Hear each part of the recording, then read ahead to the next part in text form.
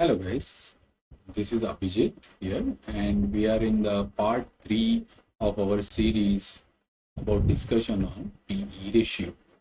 Now, in this part today, what are we going to do is we are going to take one case study.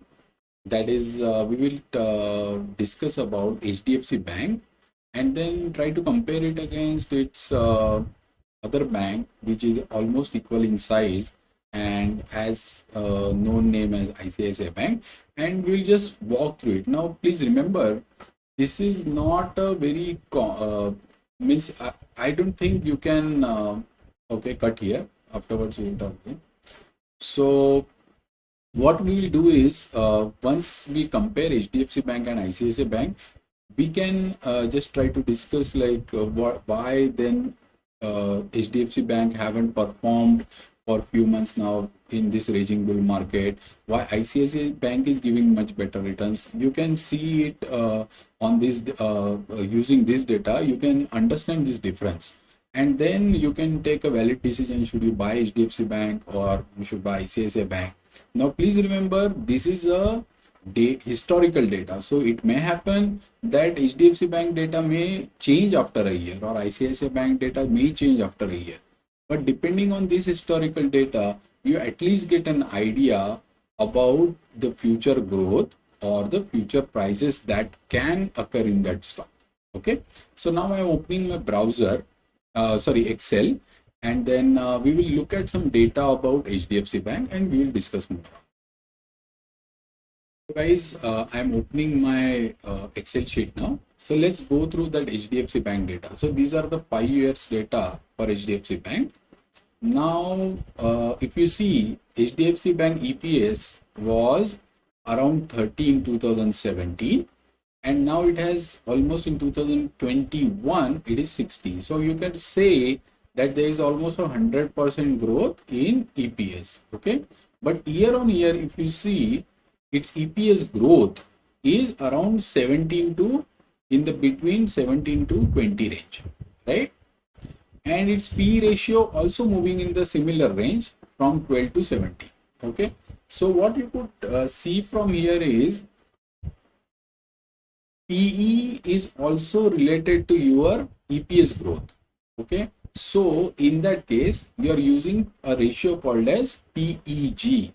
Okay, in that using that, you could see that actually HDFC Bank was a cheaper stock, very cheap stock, even if its price has moved from 700 to 861 till 2020.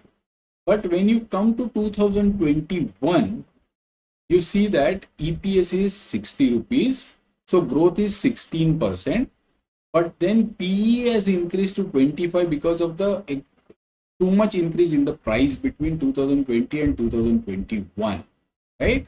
So in this case, what is happening is now HDFC Bank stock looks expensive for the PE of 25, but growth is just 16%.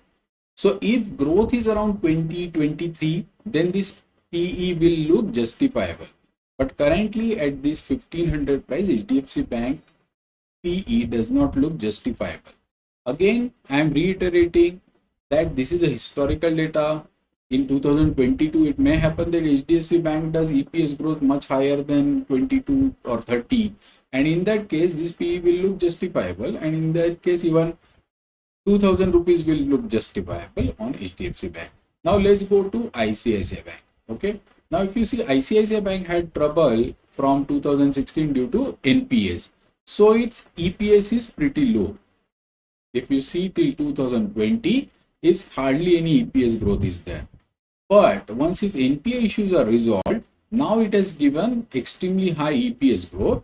That's the reason it's 24 PE, market is okay with it, and you can see price movement also, where HDFC Bank gave only double digit returns from 2016 to 2021. Actually, ICICI Bank, because it had previously negative EPS growth to higher positive EPS growth now, and then its PE has moved from 14 to 24. Now it has moved to 600 rupees, which seems to be justifiable. So looking at current data, at least it seems that ICICI Bank is a better bet than HDFC Bank. This was a case study, and then hope you liked it. In our next video, we can do another case study. Maybe we can compare TCS with Infosys and check which is a better value by using the PE ratios. Please subscribe to the channel, and thanks a lot for watching. Good night.